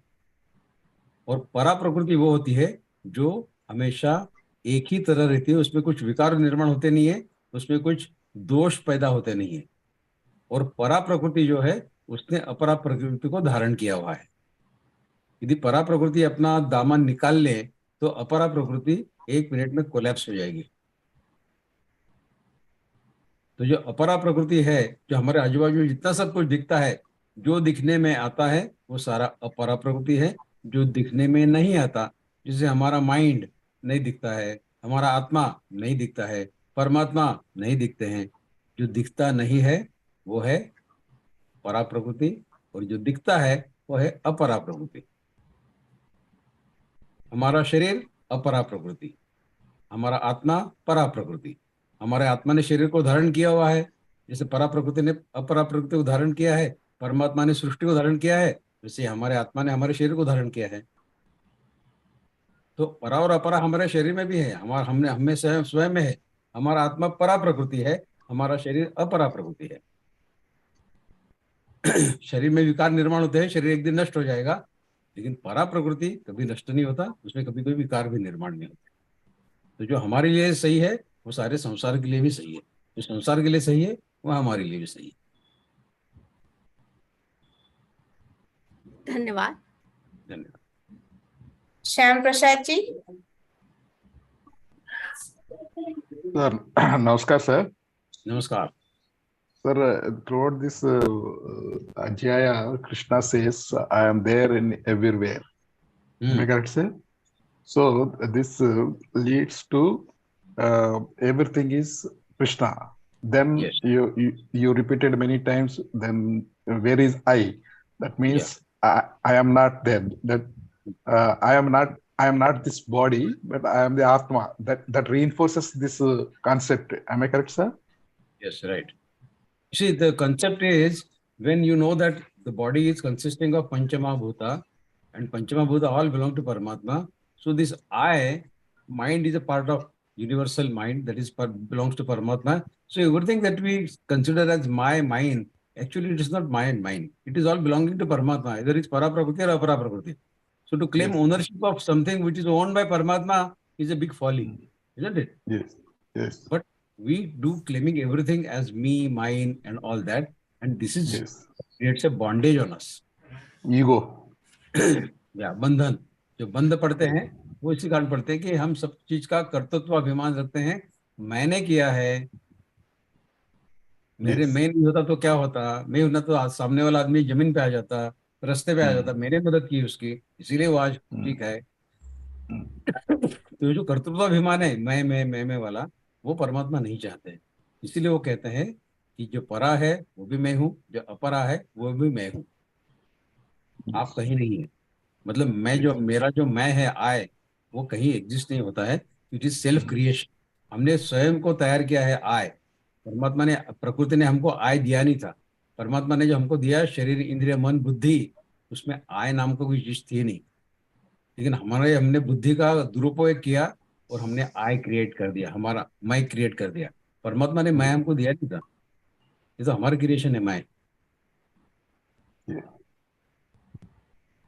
And this in one chapter he says, I am the energy behind this every action of the human beings. That is in 8th sloka, Yeah, 9th yeah. sloka. That is so that Chaitanya, that consciousness. Am I correct, sir? Chaitanya means consciousness. Chaitanya is just not exactly consciousness, but Chaitanya is something which enables your body, mind to work. If Chaitanya Yes, goes yeah. off to mind, then nothing Then can it, work. Like that we it discussed become earlier that grocery shop owner, he was moving up and down every day with a very big body. So who was carrying his body? The Prana Shakti. And Prana Shakti Paramatma says, I am that Prana in Sarva Bhuteshu. That living force which is there, which is existing in all Bhuteshu, in all living entities, I am that Prana. So that Prana is Paramatma. So to even claim that this Prana belongs to me is also folly. If the Prana is belonging to you, then you should have kept it for all the time to come. Why Prana leaves your body then? You should have stopped it from going. Can you stop it? Cannot. So if you accept all these things, then we can, the belief that God is there, the God does exist, that will that concept will be reinforced once we accept all these things. Yeah. See, the only Because- trick of living life peacefully is to join the team of God. Forget about yourselves and join the team of God. Whatever God is saying in Bhagavad Gita, accept it blindly. Even if it says blindly, you have to accept it blindly. Yes, Paramatma says, exactly. I am doing everything. I am para, I am apara. Accept it fully, totally, without raising any doubt. If we do that, we'll be happy. If we start pointing fingers, no, not this, not like that, then okay. Then you find you face your own music in the life. Yes. So Thank. Gita is Yes, showing us a mirror. If you do like this, you will face this consequence. If you do like that, you will face that consequence. You decide what you want to do. You have the freedom of work. You have the freedom of thinking. So Paramatma has given us that freedom. Sir, he said everything is I am, but he didn't say anywhere that is I am the Atma in your body. But how it is came Yeah, no. this word? Mamayivansho Jivaloke. Mamayivansho Jivaloke, what you have learned in 15th Adhyaya, that I am the Ansh, I am the fragment of every Jiva. Paramatma is saying that so clearly. Sarvasya chaham mrida sannivishto. In everybody's Hridaya, I am existing. Twice Paramatma has said this. More number of times in other Adhyayas also. In 15th Adhyaya, Sarvasya chaham mrida sannivishto, and then this Mamayivansho Jivaloke. So, in number of times this has been said by Paramatma in Bhagavad Gita, that I am there in your Atma. Though I don't advise you to do anything, nor do I stop you from doing anything. You have the freedom. I am a mute spectator of what you are doing. If you want something good to be done, I can probably help you. If you want something bad to do, okay, you have the freedom to do it. Yes. Okay, sir. Thank you, sir. Thank you very much. Namaskar. Jayji.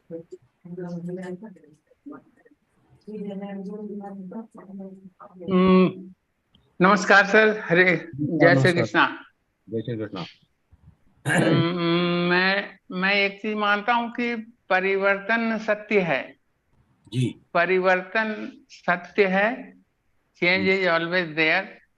तो right from the Satya Yuga और Treta Yuga, Kali Yuga, so every time that is coming on, changing and changing and changing everything.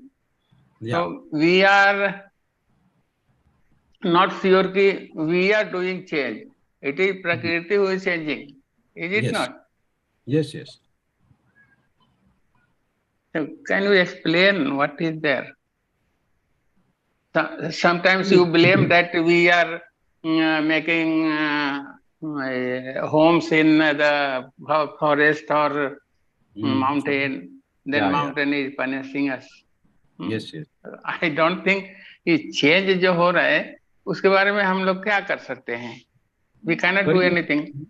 कर ये सकते हैं कि हमारा जो selfish intent होता है हर एक चीज करने में, पहाड़ के ऊपर पहाड़ खोद के वहां पे रहने में बहुत मजा आएगा. समर में I will get cool breeze, I can use my house as a resort and make money out of it. All these things are happening and people are misusing that. And you said about the changing nature of human beings. How does it change? It changes because of Prakriti's three guna, Sattva, Rajotamo. Sometimes we feel Sattvic, sometimes we feel Rajasi, sometimes we do Tamasi. All that 100% of the time of your life, you can never be Sattvic. All 100% of the time, you can never be Rajasi. All 100% of the time, you can never be Tamasi. So this keep on changing. Rajasi, Tamasi, Sattvic, Rajasi, Tamasi, Sattvic. And according to that, we keep on commands. Nature का meaning एक ये है स्वभाव, तो प्रकृति स्वभाव ये क्या अंतर है? Nature, whatever you see is, I said, no, whatever you see in Prakriti, in nature, is all apara Prakriti. It is also Paramatma's format of life. That is also Paramatma. What is creation you see is also Paramatma. Nature is also Paramatma. Prakriti is also Paramatma. And whatever you don't see, but because of what the nature is working, the sun rises, the moon rises, the sun sets, moon sets, the sun gives the light. All that is happening in the nature. And that is all happening because of the para prakriti of Paramatma. When we learn further adhyayas, you will know that the light of sun also comes from the God. In 10th adhyaya, you will know. Yeah. So everything that is happening, whether it is para or apara, is all Paramatma. Vasudevam sarva iti. This is what we have to firmly believe. Everything is Vasudeva. Is there any concept of destroying this world? कि एक दिन सब खत्म हो जाएगा, फिर से नया क्रिएशन होगा? वो तो है ना, 8वें अध्याय में जब आप 8वें अध्याय पढ़ेंगे तो ये सृष्टि का एक लाइफ टाइम कैलेंडर फिक्स है. हर एक युग का जो है, आपने बताया भी, सत्ययुग, द्वापर युग, त्रेता युग, कलियुग एंड ऑल दैट, हर एक युग का एक समय सीमा तय किया हुआ है. वो समय सीमा खत्म होने के बाद में तो सृष्टि का नाश होना लिखित ही है. वो लेकिन समय इतना लंबा है, हम लोग फील कर पाएंगे क्या कि वो ये हम लोग, मतलब हमारा तो आत्मा है तो भगवान के साथ रहेगा ही, any time we are there. नहीं, जरूरी नहीं कि हमारा भगवान के साथ ही रहे. जिस शरीर में आत्मा है, यदि उस शरीर ने गलत कर्म किए हैं तो हमारा आत्मा परमात्मा के साथ नहीं मिल सकता है. ऊर्ध्वं गच्छन्ति सत्त्वस्था, मध्ये तिष्ठन्ति राजसा, जगन्य गुण वृत्तिस्था, अधो गच्छन्ति तामसः. ये सब गुणत्रय विभाग 14वें अध्याय में पढ़ते हैं. यदि हमारे लेकिन हम उनका अंश हैं तो उनसे अलग कैसे हो सकते हैं? अलग नहीं है उनसे, उनका अंश हमारे में है. लेकिन इसका मतलब ये नहीं है कि हमारा आत्मा परमात्मा का अंश है तो हम भी परमात्मा ही हो गए. हमारा जो शरीर है, जो परमात्मा ने दिया है, शरीर, इंद्रिय, मन, बुद्धि, यदि उसका हम दुरुपयोग करें और हम कहें कि मैं तो परमात्मा हूं, मैं कुछ भी कर सकता हूं, तो फिर जो करोगे उसके परिणाम भी भुगतने के लिए तैयार रहिए आप. ऐसा तो नहीं हो सकती आप पाप कर्म करते रहें और बोले कि मेरा आत्मा तो परमात्मा है तो मैं कुछ भी कर सकता हूँ, मैं तो परमात्मा ही रहूंगा. ऐसा नहीं होता है ना. तो केवल प्रलय के समय सबको हम लोग को समेट के ले लेंगे, यही ना? हाँ, प्रलय के समय सबको समेट के ले लेंगे. प्रलय के समय सब अपना जितना विस्तार किए वो अपने में संभालेंगे. वो तो है मेरा कंसेप्ट जो कर रहा है. हाँ, लेकिन प्रलय के पहले भी हमको अपने में समा सकते हैं यदि हमारे कर्म अच्छे हो और हम निष्काम कर्म करके उन्हें प्राप्ति का प्रयास करें. जैसे गीता में हम पढ़ते हैं, निष्काम कर्म करके भी उनको प्राप्त कर सकते हैं, भक्ति योग से भी प्राप्त कर सकते हैं, संन्यास योग से भी प्राप्त करते हैं. Okay, sorry. So thank you, sir. different ways of achieving Paramatma. Yeah. Okay. Any more questions?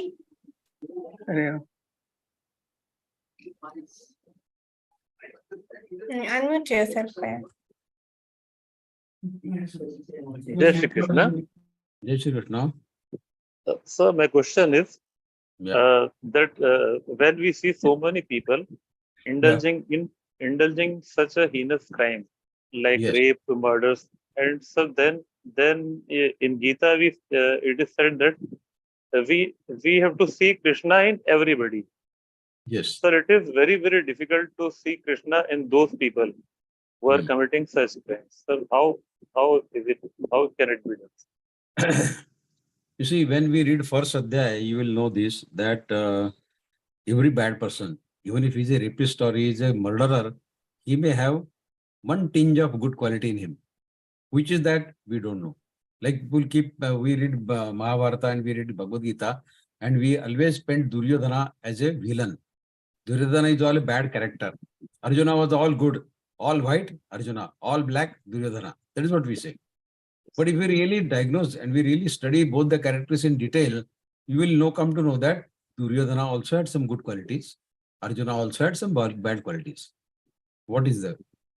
Duryodhana, he never treated Karna as a maid's son, as a Shudra. He always respected his bravery and he always gave him a place of respect in his darbara. Karna was his best friend and he always respected Karna's bravery.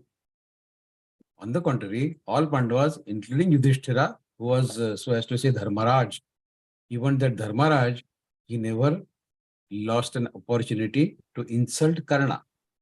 Knowing that Karna also took birth from the same mother Kunti, he is also their brother, they never treated him as their brother. And they always insulted him on every possible opportunity. That you are not Kshatriya, you cannot participate in Draupadi Swayamvara, you cannot do this, you cannot do that.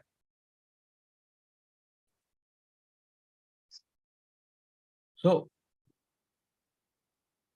even good people have sometimes bad quality. Was it proper on the parts of Pandavas to ill-treat Karna?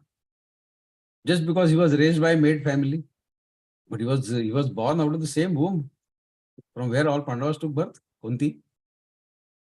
And Duryodhana, he was a bad character, but still he respected him, saying that yes, you might have been raised by a maid family, it makes no difference to me. For me, you are a brave person, you are a Kshatriya for me.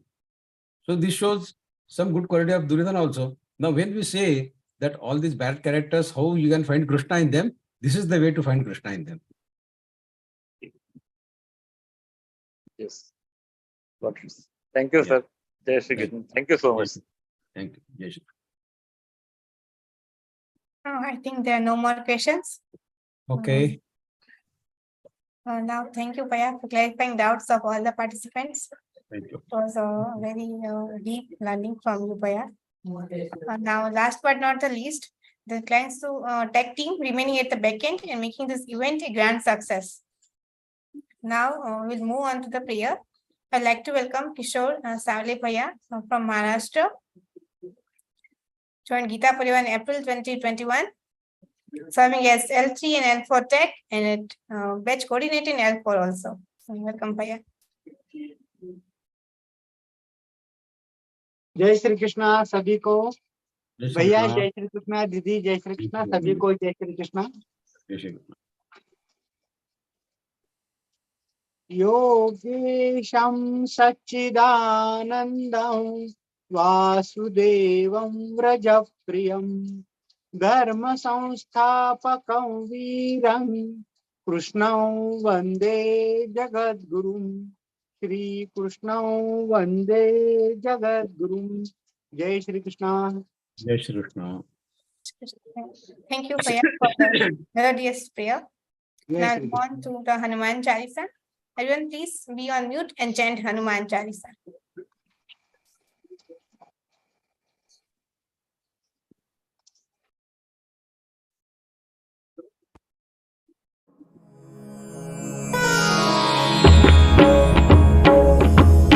Shri गुरु चरण सरोज रज निज मनु मुकुरु सुधारी बरनउ रघुबर विमल जसु जो दायकु फलचारी बुद्धिहीन तनु जानिके सुमिरौ पवन कुमार बल बुद्धि विद्या देहु मोहि हरहु कलेस विकार।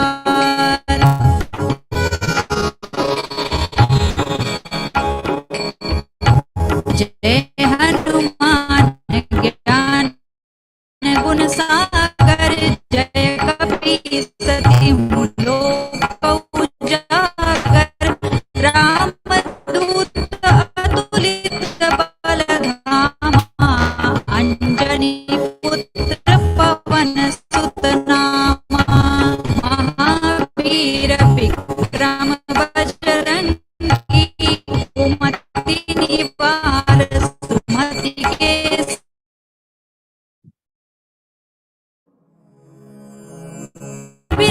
सुबेसा कानन कुंडल कुंचित केसा हाथ वज्र और ध्वजा विराजे कांधे मूछ जनेऊ साजे शंकर सुवन केसरी नंदन तेज प्रताप महाजगवंदन विद्यावान गुणी अति चातुर राम काज करिबे को आतुर प्रभु चरित्र सुनिबे को रसिया राम लखन सीता मन बसिया सूक्ष्म रूप धरि सियहि दिखावा विकट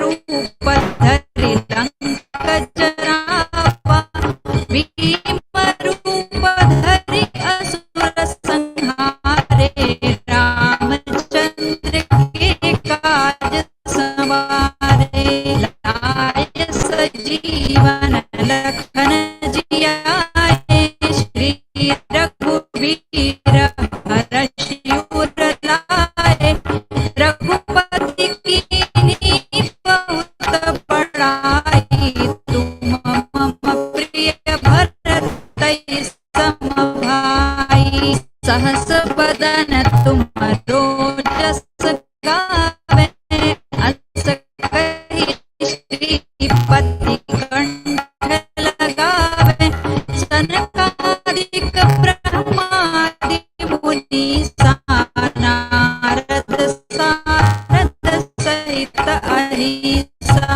जम कुबेर दिक्पाल जहाँ ते कवि कोविद कहि सकै कहाँ ते तुम उपकार सुग्रीवहि कीन्हा राम मिलाय राजपद दीन्हा तुम्हरो मंत्र विभीषण माना लंकेश्वर है सब जग जाना जुग सहस्र जो जन पर भानु लील्योताहि मधुर फल जानू प्रभु मुद्रिका मेलि मुख माही जलधि लांघि गए अचरज नाही दुर्गम काज जगत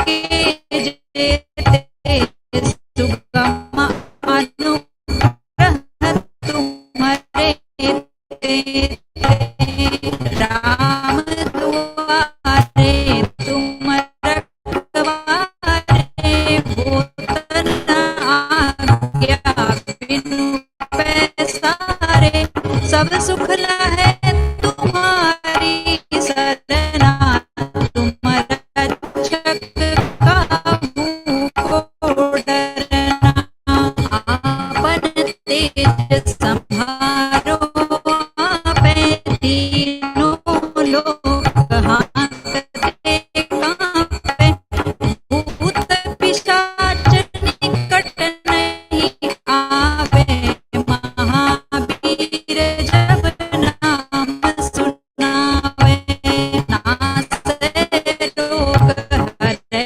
सब पीरा जपत निरंतर हनुमत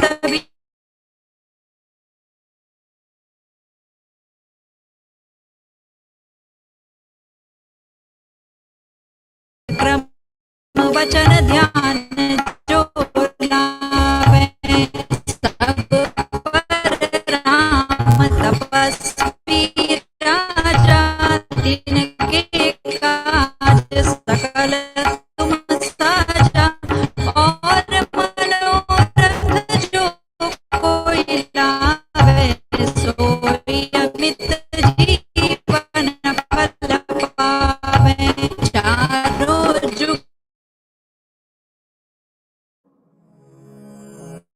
सिद्ध जगत उजियारा साधु संत के तुम रखवारे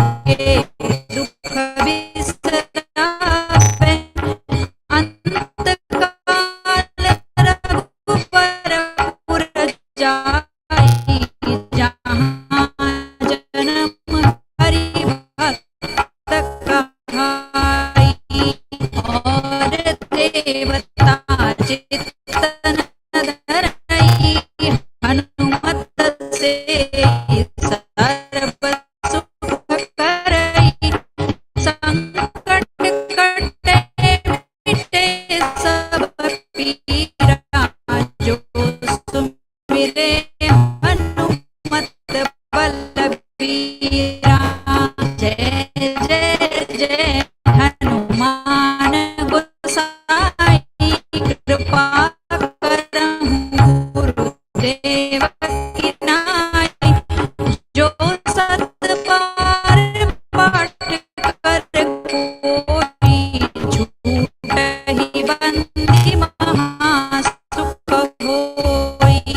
जो यह पढ़े हनुमान चालीसा होय सिद्धि साखी गौरीसा। तुलसीदास सदा हरिचेरा कीजे नाथ हृदय महडेरा। पवन तनय संकट हरना मंगल मूर्ति रूप। राम लखन सीता सहित हृदय बसहु सुरभूप। सियावर रामचंद्र की जय।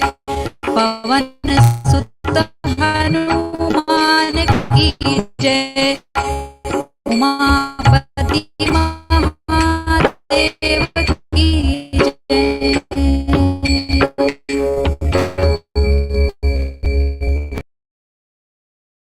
The technical glitch in the video, but you have recited the Hanuman Chalisa. Now we'll meet with the next week. Till then, learn Gita, teach Gita, live Gita in your life. Jai Shri.